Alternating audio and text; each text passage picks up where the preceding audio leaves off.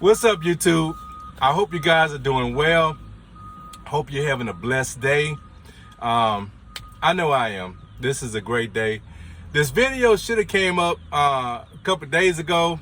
Hey man, life just gets in the way. But before I know this is a gun content video, and we're gonna get into that. But I need to address something real quick about sports.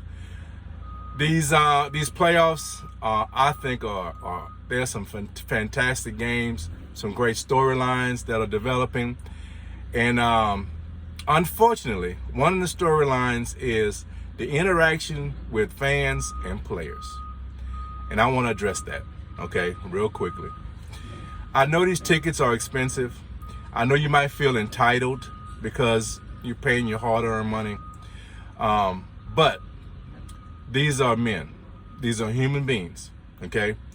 And I think the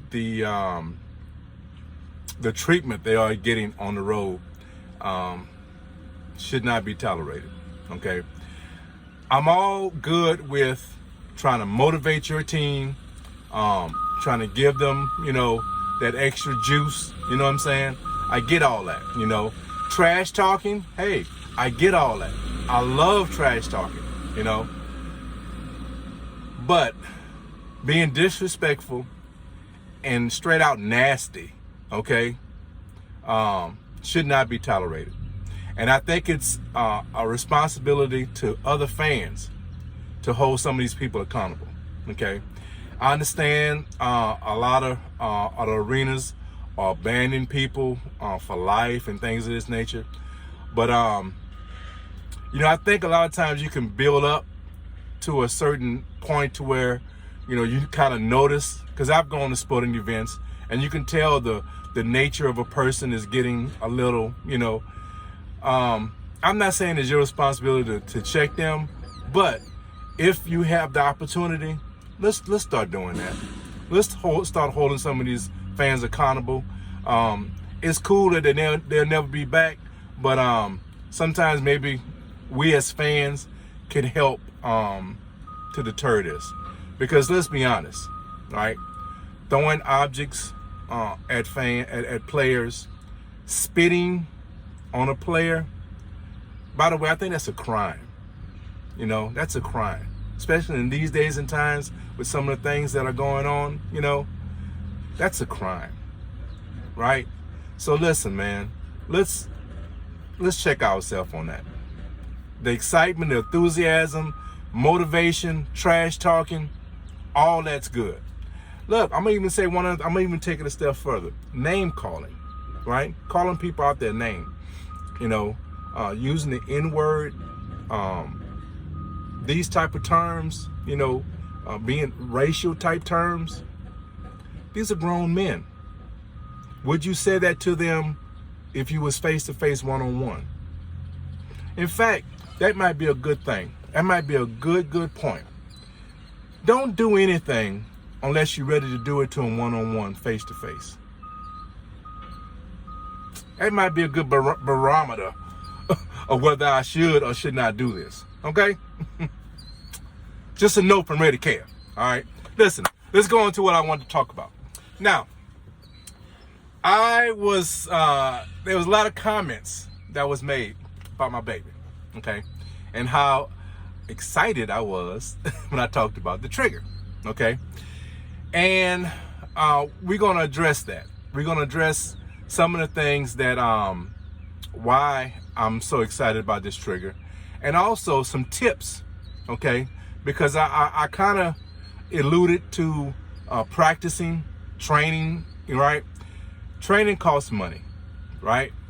Practicing, range time, ammo, all costs money, okay? Look, everybody ain't got it. Hey, just having the time to do it, because I'm not saying I have the money all the time. I'm not saying I have the ammo all the time. I'm in everybody else's boat, okay? My biggest hurdle is just time to go to the range, okay? So you have to find ways to make yourself better that costs you zero. I'm gonna give you some tips, okay? So one of the things that I do is that especially with this red dot. Now, it applies to just having your iron sights, okay? It's just not for the red dot. It's for your iron sights also, right? But what I do is I try to work on, and one other thing I'm gonna touch on, sight picture, okay? I talk about that a lot. So what I mean by sight picture and co-witnessing. So that's what you're looking for. You're looking for your 2 dots in the back. That's the perfect picture right there. Whatever target you choose, that's the picture you want to get right there, okay? You want that dot right on top of this front post, and you want to line that front post with your rear sights, the rear dots, okay? So your rear dots line up with the post, and your dot lined up on top of your post, and all that lined up on the target, okay? That's the sight picture that you want to achieve, okay? And what you want to do is, at the range, you can sit there and study it, right? Oh, it's right on it. Yeah, there it is. Bang, right? If you're in an adverse situation, you're not going to have that luxury, right? So one of the drills that I do is, doesn't cost you a dime. I'm at home and wherever, and I'm just drawing my weapon from wherever, right? Just from a down position, drawing it up, getting a sight picture, bam. Bring it up, get a sight picture, bam. Bring it up, get a sight picture, bam. Okay? Not actually shooting, but in my mind anticipating a shot. Okay? So what I'm doing is I'm drawing the weapon, getting on target, bam. Now, well, let's make, look, safety first. Okay, now I should have started the video with this. No mag, okay? Nothing in the chamber. Fire the weapon away from anyone in a safe direction. You got a safe weapon, okay? When you point the weapon at a target in your home or wherever, make sure there's nothing on the other side of that target. And obviously, man, it's criminal to practice shooting at a person. So excuse my language, don't do that shit. Okay? Don't do that. All right? So listen, you want to practice at a, at an object that no one is. Always consider this loaded. Always. If you do that, you can avoid an accident. Okay? Always. You saw me just check my weapon. I'm always going to consider when I point this at something that it's loaded. Okay? Regardless to me knowing for a fact it's conditioned, I'm assuming it's loaded. Avoid an accident, guys. Okay? So when I do that, the other thing is the trigger. Now, you guys know I love my trigger, right? But this tip, this drill, could be done with any weapon. I call it the self-control, okay? Ladies, you might not get this, but when us guys were young, we had a little complex, right? We were worried about that self-control, okay? And it comes with practice. When you practice, you start having confidence. When you have confidence, you perform better, okay? I'll leave it at that. Well, maybe I will, maybe I won't. Anyway, when you do that, when you're able to control your trigger, she's gonna perform better, okay? She's gonna perform better for you if you learn to control her, okay? So, one of the things you wanna do, okay, you wanna learn the wall. I know that's a term, I said earlier, and what I mean by that is, because I know not everyone understands what that is. This is the take-up. The take-up is when you first apply pressure to your trigger, and right there. Now, what I love about this gun, there is no play, very little play. So when you apply, once you get past the safety and you put any pressure on the trigger, it's at the wall. when you're at the wall, you know any more pressure is going to fire. Okay? Now, when you're trying to fire again, what you don't want to do is slap at your trigger. You don't want to be doing this. You don't want to be doing that. You don't want to come off the trigger. Like, you don't want to slap at it, right? You don't want to slap at it. That's not a proper technique. It causes muzzle rise. It causes an inaccurate follow-up shot. That first shot, for one thing,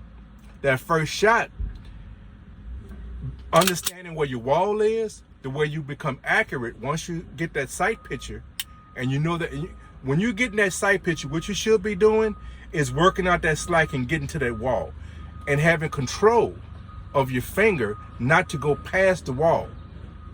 Wait until you get that sight. When it's lined up, then you're able to pull the trigger, okay? That comes practice. Trust me, if you are not an accurate shooter, that could be one of the main reasons, okay? Learn where the wall is on your gun. Learn where the wall, and learn to hold it there without pressing your trigger. That's one tip, okay? That's on that first initial shot. Learn where the wall is. Don't slap at the trigger. Press to the wall, then go forward, okay? Follow-up shots. What you want to do is, you don't want to release your finger from the trigger, okay?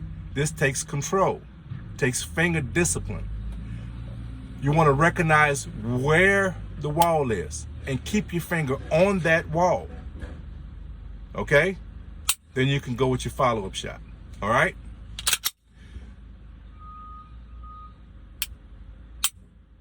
That's proper. See what I'm talking about? There's a difference. That's proper, all right? Just practice doing it. You can just practice, because you understand, once you understand where your wall is, you can have that finger discipline, and you won't be doing this. You won't be doing this, okay?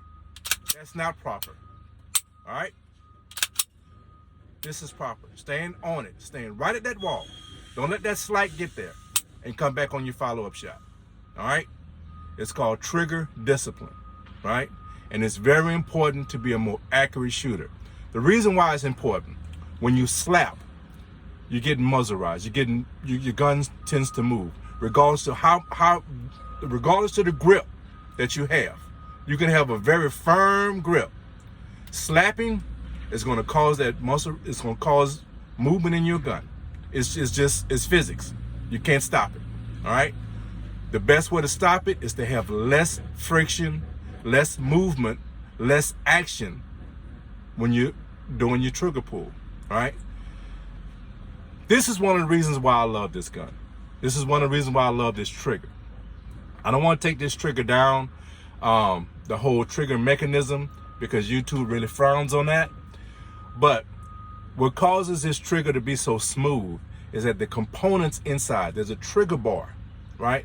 That trigger bar is smooth, just like the Teflon coating. It's just not Teflon coating. I explained that in another video, but it feels like Teflon.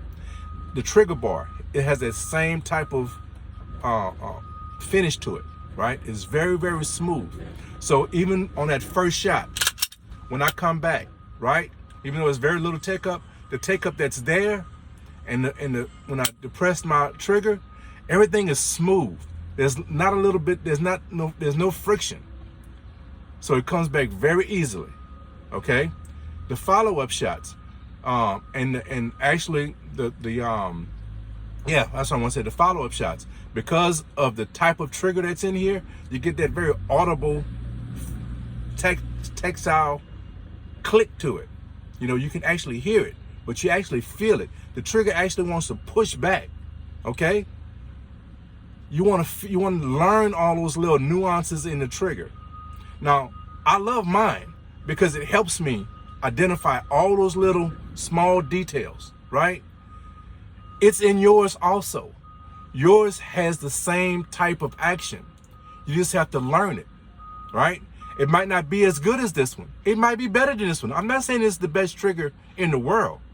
I'm saying it's the best trigger that I've shot, okay? You might have a far better trigger than mine. I don't know. I'm not judging anyone's trigger, okay? But what I am saying is learn yours. Doesn't have to be the best trigger. Every gun is capable of being shot well. Most guns are capable of being shot well. I had to change that because I shot some crappy weapons.